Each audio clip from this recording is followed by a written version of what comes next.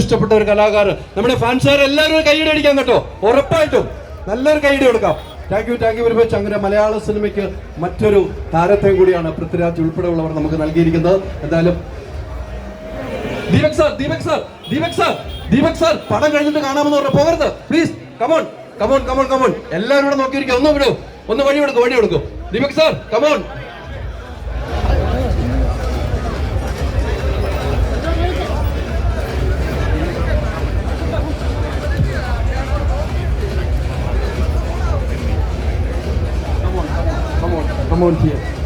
ഒന്ന് വഴി മാറിക്കൂ.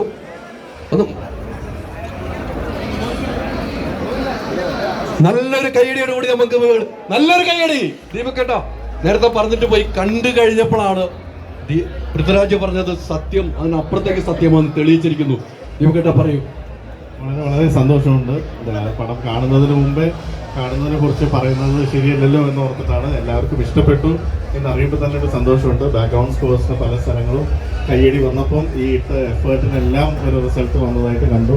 Thank you so much in all the trust. ഏറ്റവും വലിയ താങ്ക്സ് ദൈവത്തിനോടും പിന്നെ എൻ്റെ സുഹൃത്ത് പൃഥ്വിനോടും for believing in me. Thank you. തീർച്ചയായിട്ടും നമുക്ക് ലാലേട്ടനെ കാണിക്കുമ്പോൾ പൃഥ്വിനെ കാണിക്കുമ്പോഴുള്ള മ്യൂസിക്കുകൾ എഴുന്നേറ്റ് നിന്നാണ് കൈയടിച്ചത്. അതൊക്കെ എത്ര നാളത്തെ പരിശ്രമമായിരുന്നു. കുറച്ചധികം നാൾ തന്നെ വേറെ പടങ്ങളൊന്നും ചെയ്യാതെ ഇതൊരു തപസ്യമാതിരി തന്നെ ഇരുന്നിട്ട് ചെയ്ത വർക്കാണ്. അപ്പോൾ അതിൻ്റെതായിട്ടുള്ളൊരു വ്യത്യാസമുണ്ട്. കാരണം വേറെ പ്രോജക്ട്സ് ഇതിൻ്റെ ഇടയിൽ ചെയ്തിരുന്നെങ്കിൽ ഒരു പക്ഷേ പലതും ഒരുപോലെ ഇരുന്നേനെ. ഇത് മാറി കുറേ നാളൊരു 7-8 മാസം ഇതിൻ്റെ പുറകെ തന്നെ ഇരുന്നുകൊണ്ട് എനിക്ക് തോന്നുന്ന അതിൻ്റെ റിസൾട്ട് വന്നിട്ടുണ്ട്. പാർട്ടിലും ഉറപ്പായിട്ടും അവിടെ വെച്ച് നിർത്തിയിരിക്കുകയാണ് മ്യൂസിക്. അതെ. തേർഡ് പാർട്ടിൻ്റെ കഥയൊക്കെ ആയി വരുന്നതേ ഉള്ളൂ. ബാക്കി കാര്യങ്ങൾ അതിൻ്റെ തേർഡ് പാർട്ട് പിടിക്കുന്ന ആൾക്കാർ തന്നെ പറഞ്ഞിട്ട് അറിയുന്നതാണ് നല്ലത്. ഒത്തിരി സന്തോഷം കേട്ടോ, ഒത്തിരി സന്തോഷം. മലയാളികൾക്ക് നല്ലൊരു ബാക്ക്ഗ്രൗണ്ട് സ്കോർ എമ്പുരാനെ നെറുകയിൽ എത്തിച്ച